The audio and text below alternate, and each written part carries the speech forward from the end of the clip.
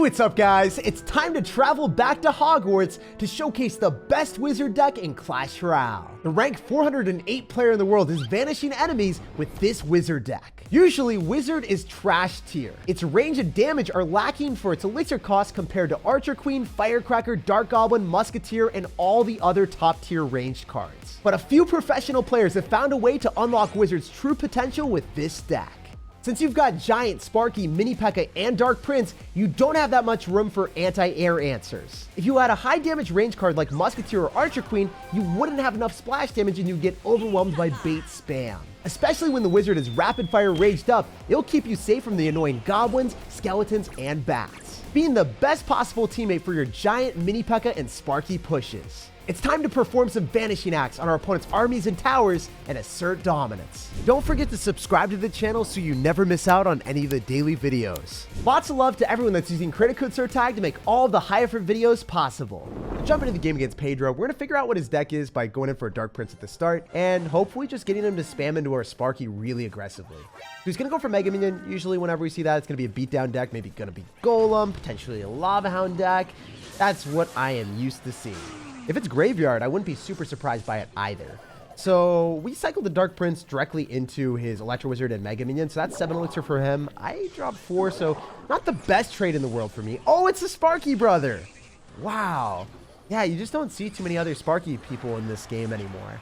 I mean, after the buff, because, you know, the Rocket got nerfed, so Sparky is a lot better, but it's not played as much as you would think it would be. I'm going to go in for a Mini Pekka here, and then I think my Sparky shoots first. Nice. That was such a good rage. And the Mini Pekka is going to soak up the damage as well. Wait, that was the best Mini Pekka ever. He took 2 Sparky shots, and right before he was about to die, he was able to clean up everything from our opponent. That was awesome. That Mini Pekka was our MVP. So I'm going to go for Wizard here. I think we're going to be able to kill his Mini Pekka as well without it getting too much damage. Still getting 1 shot on our tower, which is not what we wanted to see, but it is what it is.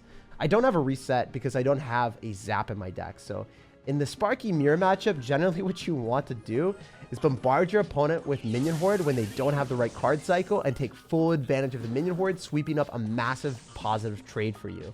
Like, for instance, the guy just dropped his Electro Wizard, right? We kind of want to spend a lot of elixir with a minion horde to kill his Dark Prince and then Giant right afterward. I think that would be our best possible trade. As long as he doesn't have arrows, we might be able to pierce him real hard here. So I'm going to go for a Giant, and then I can go in for a Rage. Oh! Oh, he thought he was going to get pulled back by the Dark Prince, and he missed his Rage. Wait, that was incredible for me. No way. Dude, that was remarkably troll. And now we're going to take his whole tower. Mini Pekka, Dark Prince, raged up, is a force to be reckoned with. Wow, that Mini Pekka. Jeez, dude. Oh, it's a wizard deck, but sometimes Mini Pekka hits like a truck. He's given us a well played. I like that the Sparky person has actually got some good manners out here, already calling the good game. That was a surprising twist and turns of events at the very start for us. But as you guys can see, even if your opponent goes and bombards you with like a Mini Pekka of their own, all you have to do is drop a Giant to body block and soak up the damage. So then, you know, their supporting cards can't get on top of your Mini Pekka. So your Mini Pekka has breathing room to finish off the Goblin Giant, Electro Giant, whatever bridge spam your opponent drops. And as you guys can see, Minion Horde is a pretty good card. Look at it, devouring the entirety of that Sparky spam at the river. There was nothing he could do. And, by the way, we were about to 3-crown him. Our Sparky was charged up and ready to shock him, but time ran out in the last second. All right, we got a game against someone that's got lava in their name, and they're a part of the Wonderwall clan. Well, the wall cannot stop the Sparky spam. I'm going to tell you one thing, man. Wham, bam, I bridge spam. We're going to go for the Dark Prince, and we already are able to go in for a Wizard at the river. This is what I love to do. This guy is going to be so furious because it 2-taps Skeleton Dragons. Wizard is not a good card, but in the right situation, it can be wonderful. Dude, look at that. It baited out the arrows too. Now the dude probably has a Lava Hound deck without arrows and Skeleton Dragon, so he has nothing for our amazing Minion Horde. So I am excited for him to go and spam into me. Did we catch the miner too? No! Wait, Mini Pekka was dropped slightly off sides. Mini Pekka, what are you doing right now? Trying to ruin what good thing we had going for us? It's all good because I'm hoping that he drops more spam. Let's go. No counter to the skill horde. You do not have an answer. This is incredible. Even if he decides to go for a zap, the minions are still alive, and then they're going to counter push with the Dark Prince. And he's down so much right now because he has no barbarians, and then he also has absolutely no answer to the giant and Dark Prince. Like, the skeleton dragons will be able to finish it off, but after what cost, right? After what insane amount of damage on this tower. And then I can go in for a wizard again, because guess what? Your skeleton dragons die in like one shot plus the tower. And then, you know, you don't have mana to go and snipe my wizard because you just cycled it on defense. This is the endless offense cycle of spam that you can do. And it would have been extremely better for us if we were able to, you know, protect our elixir collector. We'd be up even more elixir. So this is in like the worst possible case scenario. And it could have been so much cleaner. Wait, no way. Is the wizard going to stay out of range? Oh, that would have been hilarious. So one thing is for sure, I do not want to go in the same side as this with a minion horde when we know he's going to have arrows and cycles. So you just arrows on the minion horde. I don't really want to play that game. That's not how I play Clash Royale, guys. I just cycle back to wizard, and then I kill the balloon, and then I am able to go in for the counter push on the other side. We're going to cycle the Dark Prince here. I'm going to go in for a giant. We know that he's going to go for barbarians, which is totally fine for me because I'm able to one-tap them with my mini pekka and also have my Dark Prince put in a lot of work. So the mini pekka is going to be able to one-shot them, as I said before. Then we're going to rage up our Dark Prince and our mini pekka. The Inferno Dragon is not going to be able to stop that. He's got to go in for a minor on defense. And look at the major amount of damage he took on his tower. This is horrible for him. And it's about to get even worse because he needs to eventually go in for a zap and arrows to finish off the wizard. But he can't do that because if he goes in for arrows, then he has nothing for the minion horde. So it's basically like a prevention mechanism. He's going to go in for like barbarians, and we just one-tap them with the mini pekka, and then we're going to go and cycle another wizard that gets into the rage. And he's really angry because he saw all of his friends die. So now he's going to make our opponent cry by deleting all of the ranged air cards that our opponent has. This is over. Super easy stuff. As you guys can see, if you can't defend your tower, you just go for opposite lane pressure, sack your tower, use a wizard on defense, and have the wizard go from defense to offense after it prevents you from getting 3 crowned. And then you'll 3-crown your opponent, or at least put them in a super sad position where you take both of their crowns. Despite our opponent having barbarians and Inferno Dragon to melt our giant, and Skeleton Dragon zap plus arrows to fully nullify my minion horde, making it so that Wizard was the only card we could rely on, and it completely clutched up as the MVP of the match. Alright, we got a game against mana. To be honest, dude, there isn't mana in this game. It's called Elixir. I think you're in the wrong game, bro. I'm going to rage on top of your tower just to try to get some little cheeky damage, and we're going to get a bar barrel from our opponent. When I see bar barrel, I'm thinking graveyard, maybe golem, or a big beatdown deck, which would be fantastic for us because, you know, it's not going to work out so well for him if he is going head first right into a skill horde or a mini pekka or a sparky. So we are going to have an abundance of answers to big beatdown decks. Especially if I cycle my mini pekka, I'm not super scared because the giant's going to be soaking up all the damage. He might activate King Tower, actually. Oh, no, the mini pekka went to the left. He can't activate King Tower from that placement. So if the mini pekka went to the right of the giant, that would have been easy access for a King Tower activation. I got so lucky. I should have been worried. I said I wasn't worried, and the mini pekka's like, Jake, I got you. Stay complacent, stay chilling. Don't even worry for a split sec. So if you guys notice my card cycle, I was 1 card away from Elixir Collector, so I had to cycle the Dark Prince there, so then I could get to the Elixir Collector without any worries in the world.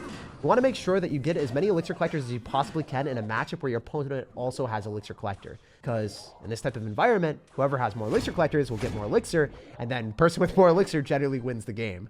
So I'm going to Sparky again in the back, and we shall see what we are playing against. I think, if I had to guess, it's going to be a Golem beatdown deck. So he'll probably go in for an Electro Dragon. And if that's going to be the case, I want to go in for a Giant to go and kite the Phoenix. And then I want to go in for a Wizard. And then I want to go in for like a Dark Prince or a Mini Pekka just to go and apply more aggression here. I think I want to go Mini Pekka because it will be able to kill the Lumberjack a little bit faster. The Electro Dragon is going to be a nuisance, but it's not going to be the end of the world. Wait, did we just one-shot the Dark Prince? Is that just dead? Oh my gosh, wait. No way. The Mini Pekka doesn't even activate King Tower. That's awesome. He wasted his tornado again. And no way, the Dark Prince is going to go and maul his tower too. This is incredible. I'm loving this game right now. If you're lucky enough to play against someone with Golem or Electro Giant and they have to spam into you, they just don't have many opportunities. This guy even has Electro Dragon too. I think he's going to go Golem in the back, so we're going to make a prediction, and we're going to go in for a Giant here. I was kind of hopeful that we would get a bit of a better trade and he would drop it in the left-hand side, and then we could 3-crown him with a Minion Horde and a Giant, but he was smart and he decided not to do that. The credit where credit is due, you are a smart sir. Remember, people that have Elixir Collector generally do not end up having any big spell. So because of that, I can rely on my Sparky to put in a lot of work.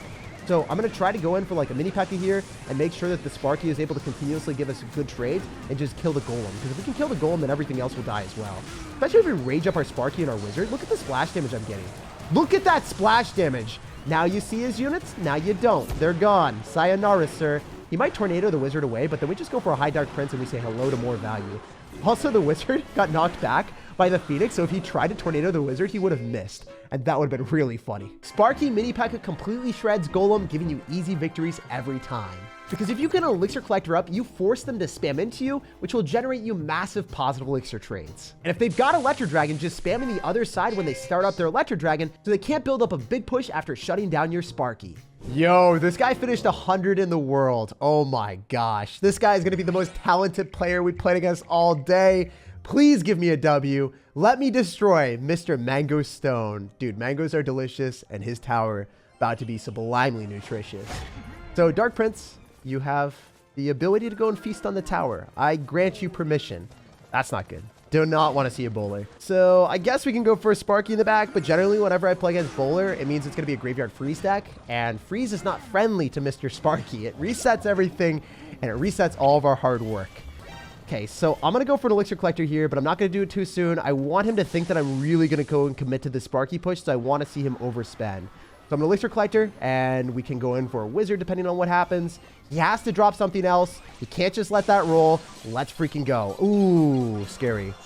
Spooky. Scary skeletons. Okay, we're going to go in for a rage here so we can get some extra damage on top of the... Oh, no. Oh, no. That was not what we wanted, Chief. That is so much damage. But we did get the freeze out of cycle.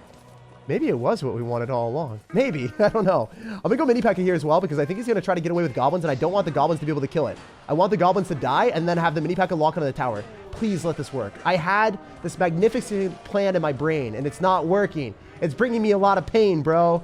All right, wait. The mini pekka got another shot on the tower. We're slowly but surely climbing our way back into the game. All right. I need him to make a bad play. I need him to go in for a graveyard right now. I need it so bad. I don't think he's going to do it, though. I'm going to go Sparky right-hand side and hope he drops something to the left so then I can take both towers potentially, because I'm not going to save the left. There's no shot that I save a 200 HP tower here. Why are we still here? Just to suffer? We're going to go in for a giant with our Sparky, and then we're going to go in for a wizard other side and try to get away from the Phoenix. Optimally space everything out enough, and then go for a Dark Prince across the river so it tanks for the giant. Yo, that worked! Let's go. Now we're gonna go mini pekka. We have to make this massive parade push now, or we are very dead. We're gonna rage up Harry Potter. We're gonna rage up the wizard on the tower. He's got all the power. Come on, Harry Potter, one more shot. Dude, no, don't do this to me. Don't fail me like this, Harry Potter. Okay, if you guys are noticing what I'm doing, I'm literally dropping a freaking minion horde at the river and hoping he doesn't have arrows, and then he's got arrows. Great, that's awesome. Exactly what we wanted. All right, so we're going to go in for a Dark Prince here, and then we're going to have to go in for a mini pekka. We're going to have to rage everything up. He might not have a good answer to this, depending on what he's got in his cycle. I'm going to try to go in for another giant. If the mini pekka can lock into the tower, that's a win, but it's not going to happen because he's got Phoenix in cycle. Stop it, Mr. Mango Stone. So we lost to a top 100 in the world player. There's no way for us to win this one at this point, but it was a really close game. He's just going to graveyard and freeze and walk away with a W. Yep, it's over.